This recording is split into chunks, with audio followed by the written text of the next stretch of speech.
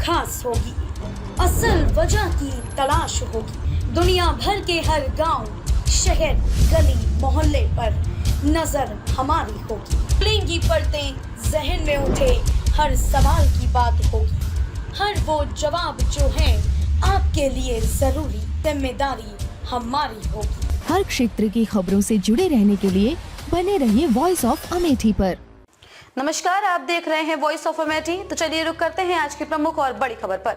पश्चिमी यूपी से पूरब तक खूब चला था मोदी, योगी मैजिक। राहुल, टिम्पल समेत कई दिग्गज नेताओं को करना पड़ा था हार का सामना। लोकसभा इलेक्शन 2024 चुनाव आयोग ने लोकसभा चुनाव 2024 की तारीखों का ऐलान कर दिया है। इसी के साथ ही लोकतंत्र के सबसे बड़े महापर्व की शुरुआत हो गई है। ऐसे में स्वाभाविक है कि साल 2019 का चुनाव की यादें ताजा होना। उस समय सपा बसपा ने अपनी कटुता मिटाकर एकजुट होकर मोदी योगी के मैजिक को रोकने की कोशिश की थी। लोकसभा के चुनाव की रणभेड़ी बजते ही जेहन में अतीत की यादें ताजा होना स्वाभाविक है। वर्ष 2019 में हुआ 17वीं लोकसभा का चुनाव श्री पश्चिम उत्तर प्रदेश से शुरू होकर पूरब की ओर से गया था और सपा बसपा ने 24 वर्ष पुरानी कटुता भुलाकर भाजपा को दोबारा सत्ता में आने से रोकने के लिए गठबंधन किया था। अब भाजपा के साथ खड़ी रालोद तब सपा बसपा गठबंधन का हिस्सा थी। वहीं कांग्रेस ने 1 लाख चलो रे की तर्ज पर अपने बूते चुनाव लड़ा था। इन परिस्थितियों में भी सपा बसपा संगठन पर हावी रही। भाजपा ने पहले चरण से ही जो निर्णायक बढ़त बनाई, उसने आखिरी चरण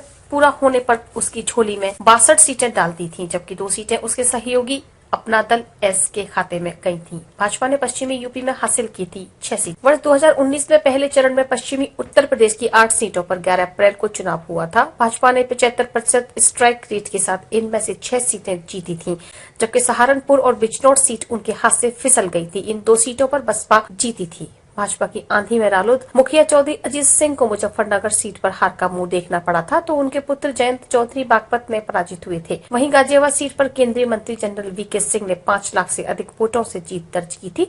दूसरे चरण में भी भाजपा का स्ट्राइक रेट 75% था। राजबब्बर को मिली थी भारी मतों से हार। भाजपा सहारनपुर और अमरोहा को छोड़ बाकी 6 सीटें जीतने में कामयाब रही थी।